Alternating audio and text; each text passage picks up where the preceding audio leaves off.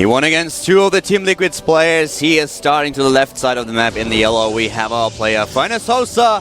We have... It is Tassadar. Two Zergs fell victim to his skills, and now he's up against the Terran player. One of the two Terran players that are in the roster of Team Liquid, who are here in Korea. To the right side of Antigua Shipyard, in the blue. We haven't seen him in the last team battle, and now he's here. He's fighting for his team. It is none other than... Liquid Teja! Yep, he's arrived. He has shown up. You know, last time he was traveling from his land that he came back from, and now he is here. He's had enough time to rest, and he is looking scary. While we're waiting for the openings, I have a question for you. Sure. I would like to know your opinion about the strategy that we saw by Tassadar last month, because I know there's a huge discussion going on, as far as I could tell in the short break that we had, especially on Team Liquid. People are talking about the ramp block with force fields, and it was compared to earlier when Protoss and Terran were able to block a ramp with bunkers or with pylons and using cannons. And most of the tournaments, and also Blizzard, worked around this issue by just introducing the neutral supply depots at the low ground.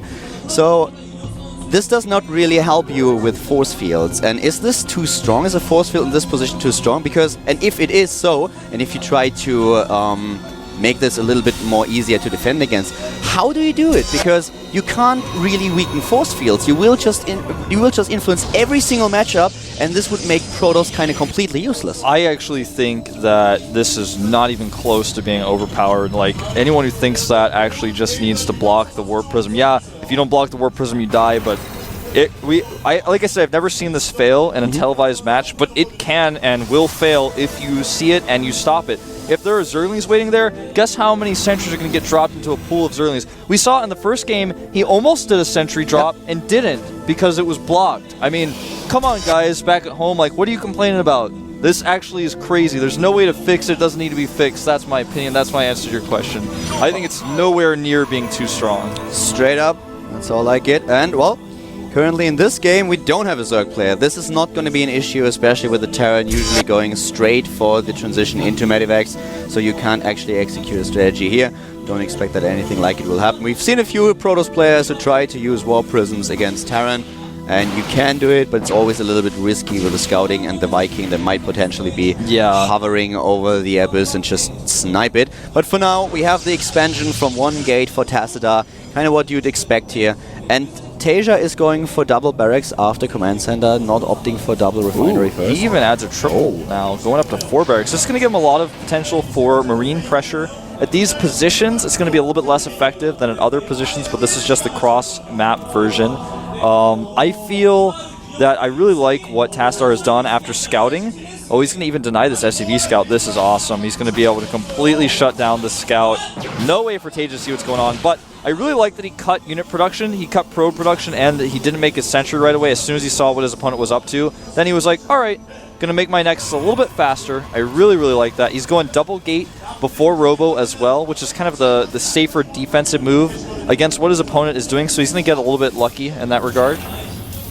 We have already the bunker building at the front now, so he is kind of safe against attacks. On this map, we've already seen a lot of 3-gate aggression from players. We've seen 5-gate, 6-gate all-ins with a lot of warp-in potential, but this is not what we expect from Tassadar. Here he's trying to snipe these Marines, and the Stalkers, they outrange Marines, and they are a little bit faster. He has to use good micro here, though, and he does. He kills Marine after Marine, doing an awesome job. He will potentially be able to kill every single one of them. Yeah, he absolutely will. Not even going to lose. Well, it actually could have done a little bit better there, but in the end, that was a great trade. Yeah, 350 awesome resources lost to 0. 7 units lost to 0, exactly. So they're doing very well here in the early game. Tassadar, that is. Yeah, his Nexus is a little bit behind the command center, of course. Double orbitals. Double orbitals are up for Teja. He has not yet added his factory, though, getting Stim and his engineering bay. He's going to get a little bit later tech, but at the same time, he will still do that 2 medevac timing push, most likely. This is arguably the best map to do that push on because there's such a big space to do elevator play on. Your opponent has to walk around a long distance to deal with that with the Zealot heavy composition. So I think that's what we're going to see. He is going to be a little bit lower on the Marine count than he would have liked because of that early pressure.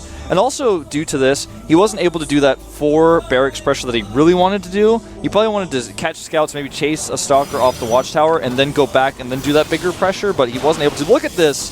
A 3rd scout denied in a row. He will not be scouted. Yeah, for Teja, this is really, really annoying. He has no information whatsoever. He had the early SCV in the main base, but that's all that he spotted so far. His scan barely caught anything. He wasn't able to see really anything there.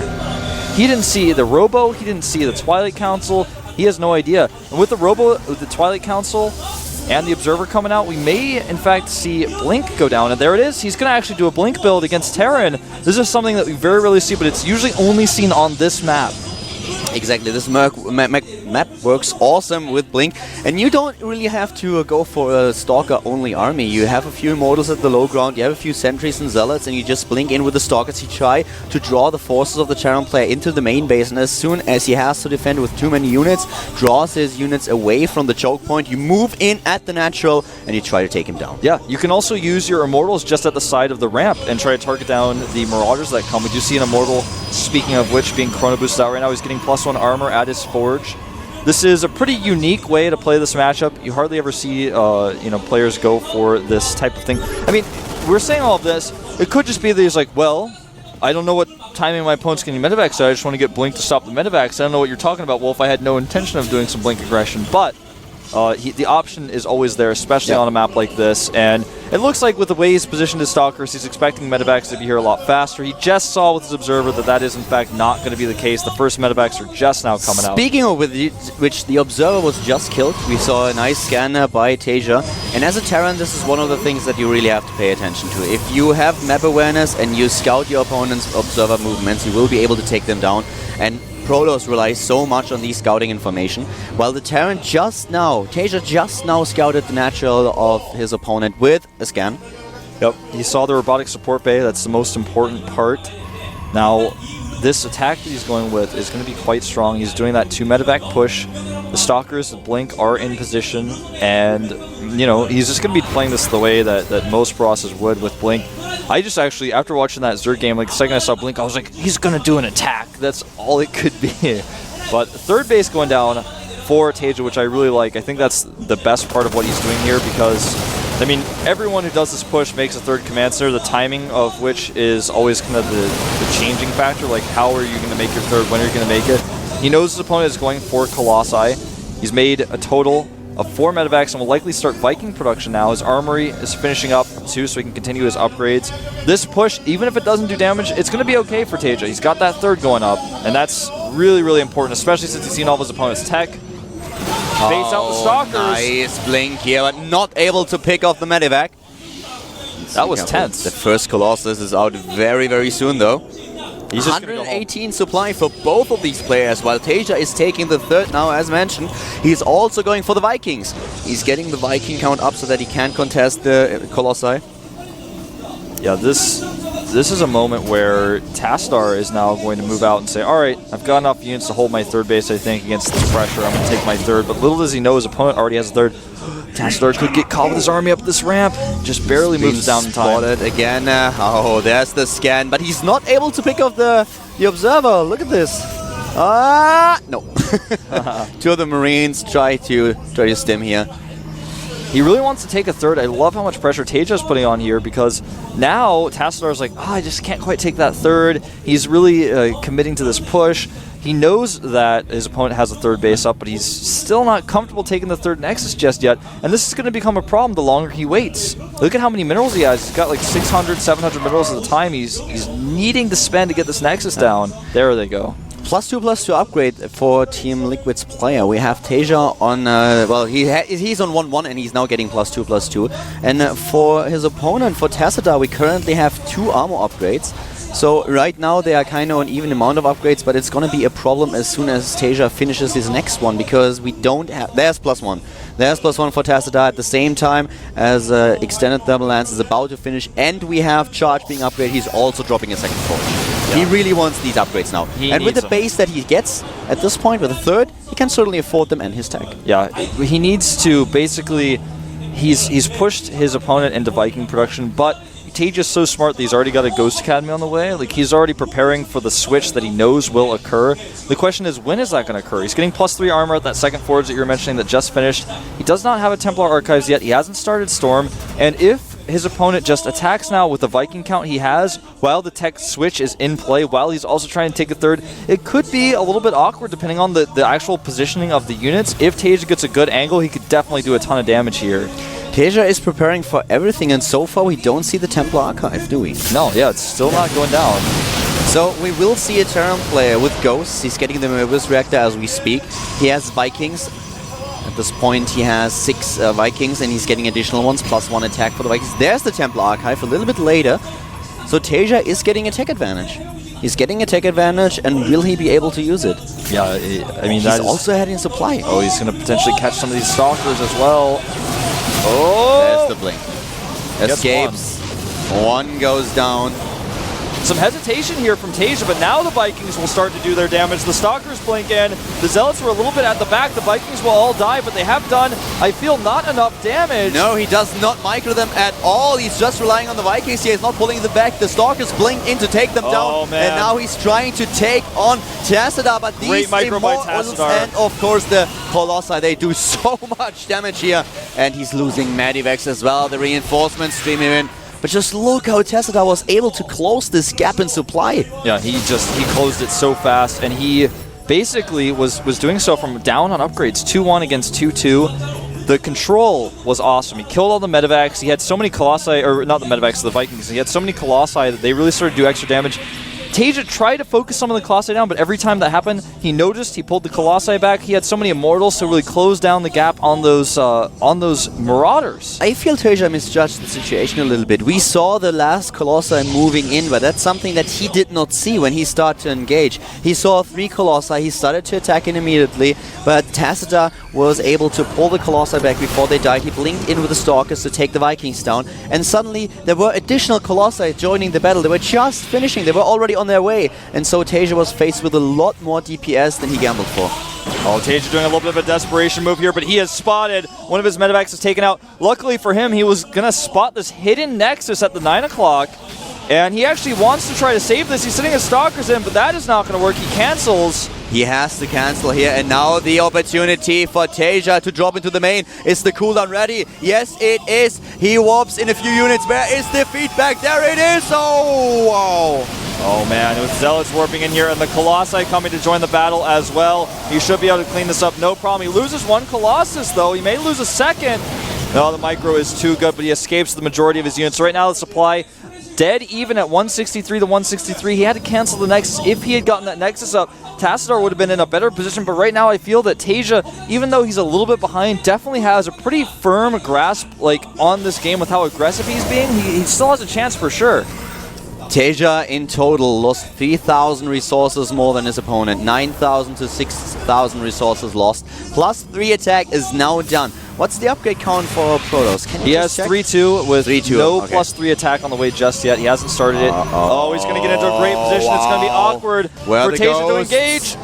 There needs them. There's none in sight. He has no ghost in sight. 5 of them are about to pop. 5, but they're not ready just yet. And here comes Tassadar moving up the ramp. The Zealots, they charge in, but the Vikings, this time there are enough of them to kill every single Colossus. Yeah, he kills them all, and the upgrade advantage is in Taja's favor as well. The Archons need to close the distance. In fact, now he's got enough units on the high ground. It looks like he actually may hold. It's going to be a tough battle, though. The Immortals do so much damage to these Marauders, but another one is being picked off. Tassadar in the supply lead, but Taja now with the Ghosts as well. The reinforcements, they stream in. Here come the Zealots. He's heading for the 3rd. He wants to kill his pylon because that will stop reinforcements. It looks like he's just going to go for the 3rd, as you mentioned. Oh, wow. He lifts and he repairs, and is he going to save it? It certainly looks like he's able to pull it off just. But the army at the low ground, has Taja enough units to hold this? It looks like he will not, man. There's just too many Zealots barreling down on the front. The Archon's doing a ton of extra damage to the back, even though Tasia has 3-3 upgrades to 3-2. It looks like it will not matter. The third Archon now coming in. The SCVs try to retreat. The blink cuts them off. And at the same time, the Archons, they are dying slowly but steadily. But the next round of Zealots is marching in as Tasia pulls his SCV. He's desperate. He wants to defend here. He's down to 60 supply against 100. And Tacita is close to defeating the third player for Team Liquid. Yep, looks like it is going to be a 3-0 score lead for Enes Hossa. The Command Center is burning down, but it does live. He did lose his Command Center actually to a Zealot at the top left during all of this. You guys probably saw a shot of it for a second. That one Command Center land next to a Zealot. It actually died to that Zealot. He never lifted it. It's completely destroyed now. And at this point, so are, I think, the hopes of Tasia taking this game. He just does not have a large enough army to contend with this, even though he still has the better upgrades, and +3 has not even been started for Tassadar. He won't hold this next attack. There's 4 Archons. There's too many Zealots. The medevacs are out of energy, Kaldor. They charge in now, and he is still the Archons. He's trying to hold the ramp. He's trying to control the choke point. But with all these units now on the high ground, we have Tassadar just forcing his way through, forcing his way to victory as he's now in midst of the main base, in midst of the production buildings. He can snipe off everything that's built in these barracks. Yep, everything that comes out will die. GG! Tassadar with the 3 kills so far. He has secured the triple. And Team Liquid is running out of options. Indeed, indeed they are. Here's Tassadar. Enes Hossa is happy, and well, Tassadar right now has to think it's too easy, man. Yeah. Really unfortunate. Tasia. That game, I feel, was the closest of the 3 so far. But Tasia, you're right. I think you said it so perfectly. You actually summed everything up so perfectly. You said he misjudged the situation. He didn't see the additional Colossi, and he was like, I got this battle. And I don't really like the position he was attacking into. This choke point, I don't know. It felt a little bit weird how he positioned this army. But he did not have the vision that we had. He did not see about the incoming Colossi. It was really, really tough for him to judge, and he kind of felt, I think, that he had to do some damage now, that he had to attack. But in the end, Tassadar just played this really smart, and his attack at the end, it was just hitting exactly before those 5 ghosts were out. He had 5 ghosts in the making, 10 seconds later, and he has the EMPs. Yeah. He has EMPs, he can work with them. Even when we saw them come out, they basically were out in time to almost hold. Like, if he had them out earlier, I think Tassadar would have thought twice about attacking. Tassadar attacked into the choke point. He attacked the ramp. As soon as you're on the ramp and your opponent has 5 ghosts on the high ground, there are 5 EMPs going off. Maybe a couple of snipes against the Templars as well. But with the EMPs, the Archons will be coming out of shields, the rest of the army as well. And then the Bioforce with the Stim has so much DPS.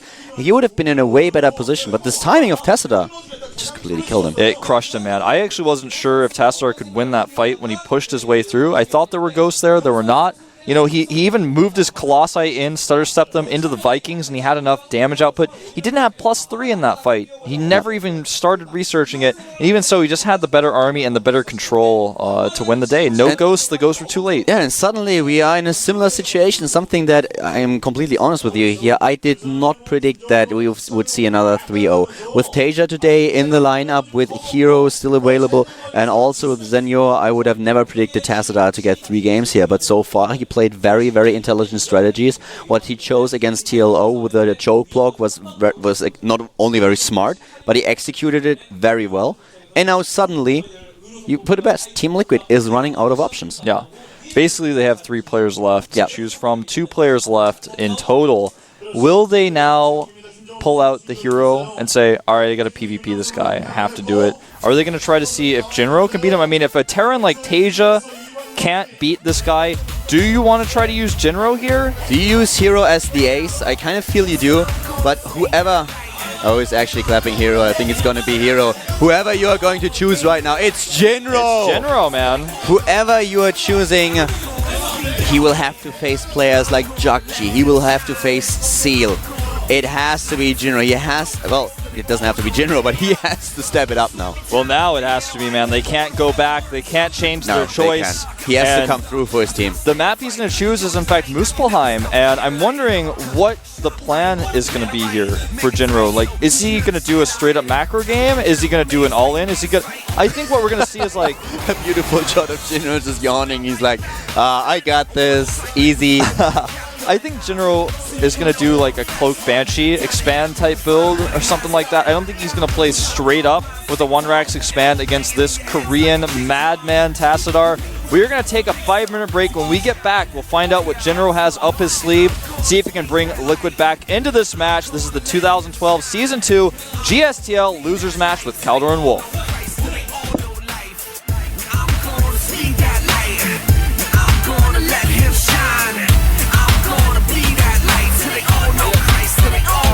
About 15 past me, dawn, and I still be saved like a piggy bank on, didn't bill me.